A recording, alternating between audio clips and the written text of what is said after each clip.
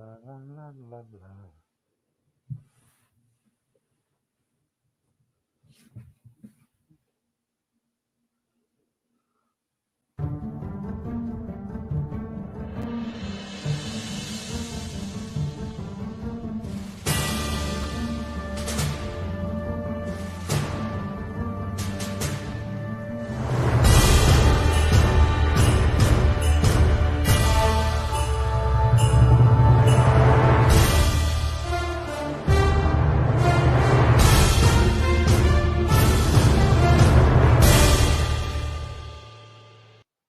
Good afternoon, everybody, and welcome.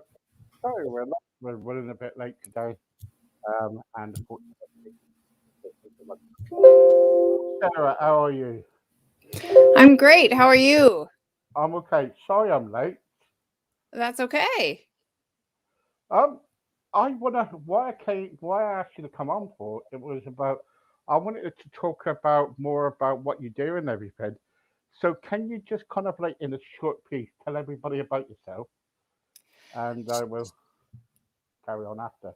Okay. Yeah. I am Sarah Beth Wald. I am a content creator, a writer by trade. So I create content and do a whole lot of different writing projects.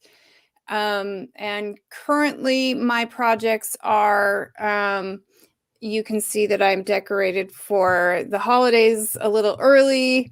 I'm recording interviews for a summit that I have coming up, and then I also have a media course that I teach online. So it's called Mastering the Media: Navigating the News with Mindfulness, and it's designed to help people feel less anxious when they're staying informed. Right. Okay. Right. Is that staying informed about the media? Yeah. I'm sorry, what was that? Was that staying informed about the media? I'm still having trouble hearing you. I'm sorry. Okay. Hang on for a second. Can you hear me now? Yes. Right. I said, is it about being informed about the media? Is that what it's about? Yes. Yes. That is exactly what it's about. The course, it's about how we approach the news with a little less anxiety. So it teaches people how to stay informed, um, while also maintaining their mental health, because the news lately has been um, anxiety inducing. Mm. We all agree there, Sarah. We all agree there. And sometimes I get a lot of media contacting me about different things. How do you? Uh, why the media? Is it because you've been involved in the media in the past? Yes, I have a master's in journalism, and I have worked in, well, I've been a writer in a lot of different capacities, but my specialty is print media, so print news versus broadcast. But yes, I was a newspaper columnist for many, many years, and uh, I I just have a passion for the news media. Okay. What got you into that? Well, originally I wanted to be a writer, but I thought a degree in creative writing or something along those lines wouldn't be as practical, that I wouldn't be able to find employment with a creative writing degree. So I went into journalism thinking that it was a more practical choice. And I had a sort of vague interest in the news, kind of like the average person. And I just became really, really passionate about it as I studied more about the news media.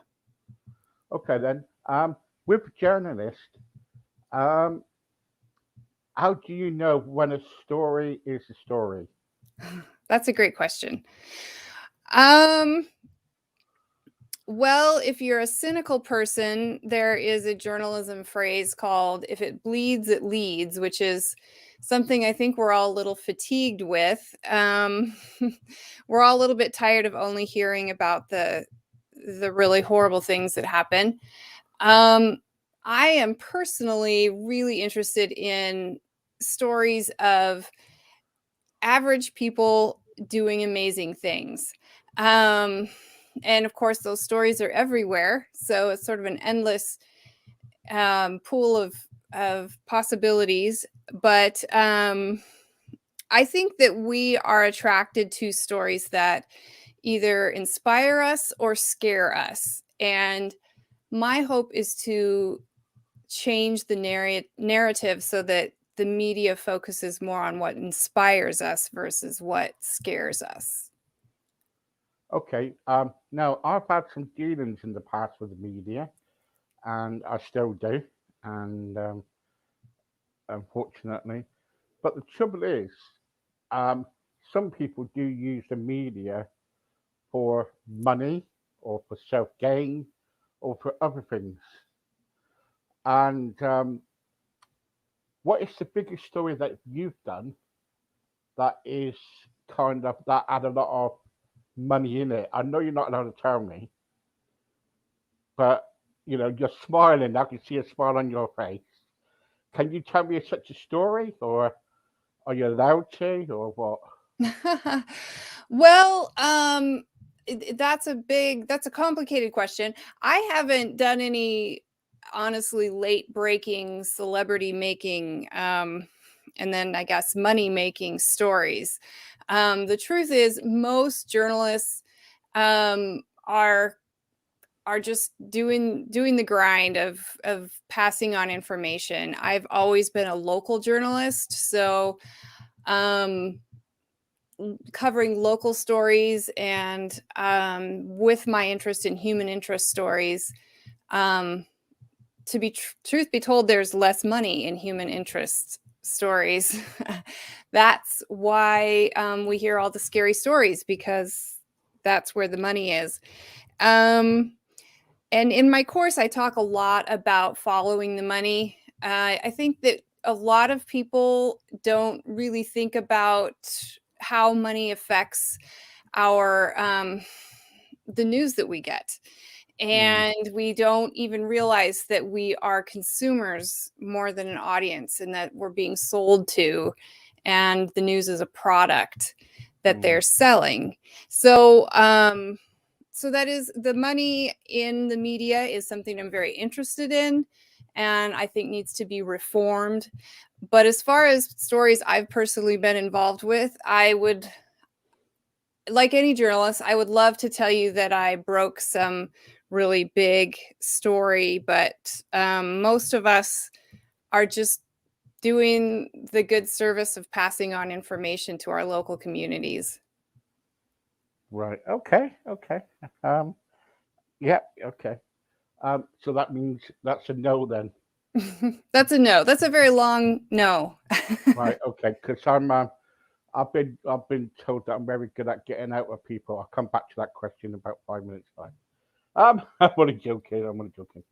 But the trouble is, being a journalism or being a writer and everything, sometimes if you hear a story and you got to write it, everything must be true. Yes. Yes. I mean, ideally, yes. That is what you were taught in journalism school. And But a that's not the good case, journalist. though, is it? Oh, what's that? That's not the case all the time, though, is it? Unfortunately, no.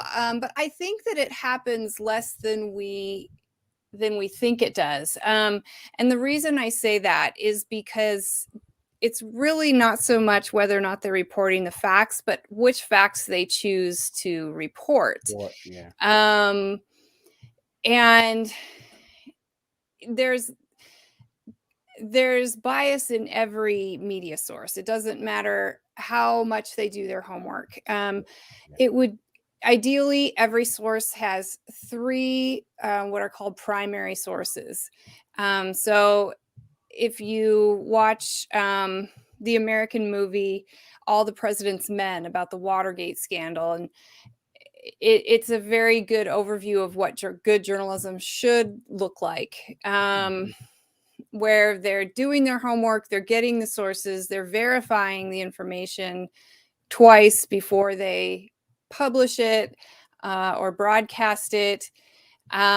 Does that always happen? No, it has to do with the 24-hour news cycle and the internet and the competitiveness to break the news, which is probably partly why I lean towards print. I get most of my news from print because broadcast has that the pressure for instant information, whereas print requires a little bit more time to actually write the story. Right. Okay. Okay. Um, when you're kind of like when you're doing your writing, let's get back. Let's get away from journalism for just 1 second. When you're doing your writings and when you do your courses, what do you offer people in your courses? Well, my current course is the media course, and I cover pretty much everything we've been talking about. You've been asking great questions. Um, and I am creating a course for something that I call Redefining Love, which is a new definition of love that allows for disagreement, that allows for some of the less warm and fuzzy feelings. It's all about loving with boundaries, accountability, and grace. So that's a project that's happening now and isn't out yet. And then I am right now doing something I'm calling the Serene Holidays Summit. And it's all about navigating the holidays in an angry world. That's why I'm and cultivating joy during the holidays in divisive times. So I'm speaking to different experts and interviewing them and getting their take on everything from yesterday I talked to a mediator who's teaching us how to navigate family conflict during the holidays. And I talked to a parenting expert. I've talked to diversity and inclusion expert. It's just some really cool subjects. And so those are my current projects. Sorry about this. When you kind of like set doing your projects and everything, how do you kind of like choose what one will work and what will not work?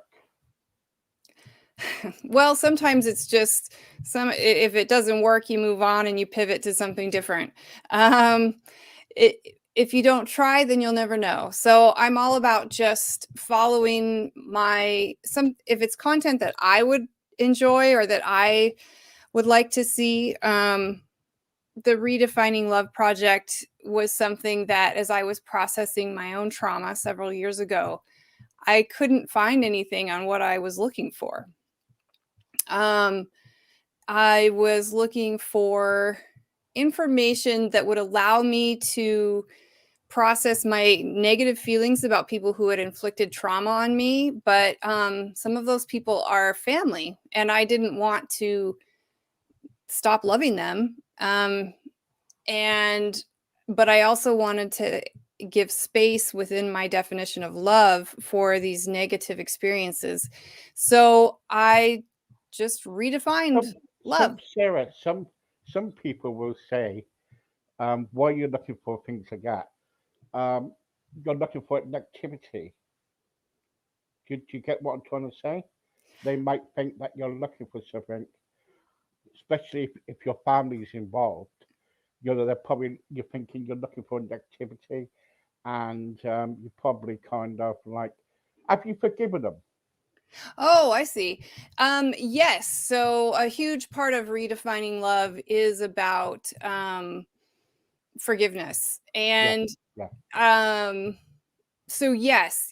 In fact, I was looking for someone to give me permission to forgive them, Right. someone to Okay. tell me it's okay if you feel negative about these experiences, you can still love them. Yeah. You can still forgive them. You can just love them from a distance. If boundaries are required, maybe it's just a really toxic relationship and you need to get some distance there. You don't have to. I didn't like that I felt like I had to choose between love and hate. I didn't want to hate them. I wanted to love them. I just wanted to love them from a distance. So I just created a new definition of love. Right. Okay. Okay. I totally agree. Sometimes we can't. Sometimes we fall out, and sometimes we can't get on with them no more because things happened in the past.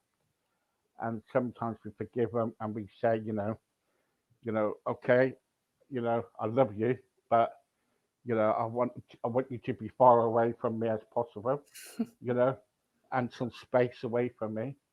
Um, do you think when you do that, when that happens, do you think that in any future or whatever or years ahead, there will be a bit of reconciliation?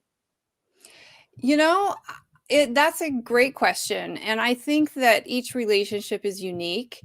And one of the things that I have learned to do as I processed this whole new redefinition of love was let give the relationship room to breathe, give it some grace, and not project into the future. So the pressure to, okay, now I have to reconcile. I've forgiven and now I have to reconcile. Um, Not necessarily. I think that that if you keep an open heart and there's that possibility someday, um, it isn't redefining love allows for that subtlety, for that gray area, whereas it's not just like black and white. You're either you've turned off this relationship for good, or you have to forgive and forget.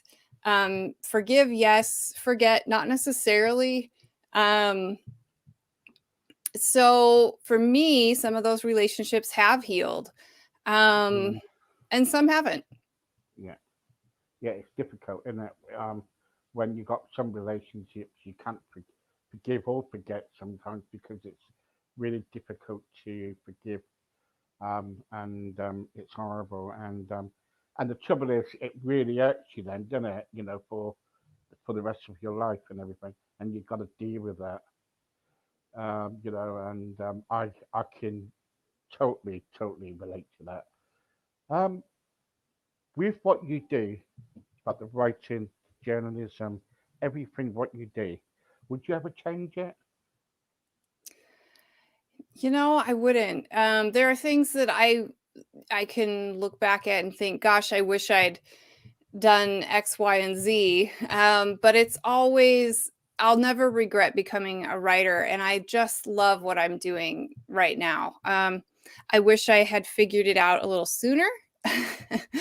but, um, but every experience leads to the next experience. So I really can't look back and think, I wish I hadn't done that. There are things I wish I'd done more of, Yeah. maybe, but yeah, no regrets as far as the choices I've made with regards to the path that I've been on.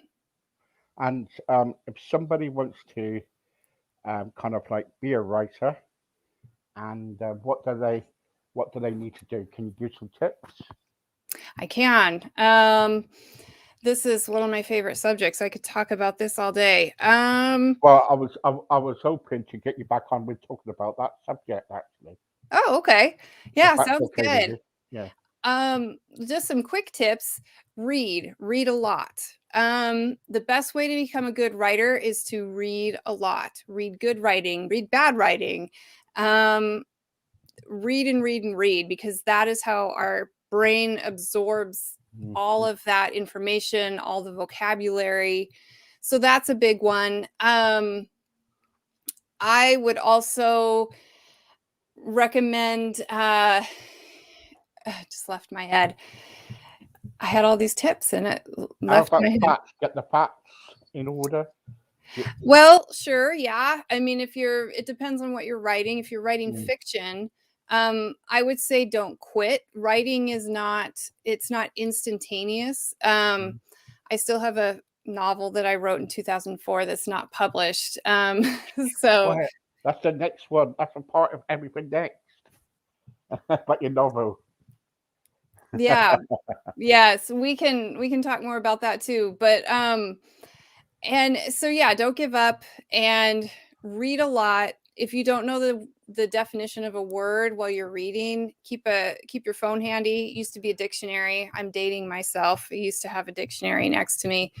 Um, but that is actually the biggest tip that I have is to read and read and read. I know, I know. Yes, I've done plenty of that for the past few months. I'm so pleased, because my book's come out today, and I am over the moon with it. I can't wait to get it in my hands, and you know what I mean, because I've always wanted to write a book, and I'm so excited. Um, Sarah, thank you very much for coming on and giving me your time. I know you're a busy person, and thank you very much for joining me. Well, thanks for having me. I always like chatting with you. And congratulations on your book. That's great. Brilliant, yes, really good. I'm so excited, and yeah, and I hopefully you'll get your novel out soon, and we can all read your novel. Eh? One of these days. No, no, it's not one of these days. You got to start working on it. A lot of people's told me don't give up, and you just told everybody not to give up. I know. Yeah, I have a lot of exciting projects going on, so the novel has kind of gone to the back burner, but it will get moved up to the front. Right, okay, so that the novel will get up to the front, but next week. So start working. Oh, okay. You never know. It could next year. I'll contact you next year, and I'll say, "Have you done that novel?" Yes, I hope you're right. Yes. Okay. Sarah, thank you very much. Don't forget, guys, if you want to know more about Sarah, go onto my website, crossroads.co, sorry, crossroadspodcast.co.uk. You see everything about Sarah on there, about some pictures on there of her, and also what she does about writing and everything, and a bit about her journalism, everything that you need to know. Thank you once again, and you take care in the meantime. All right, you too.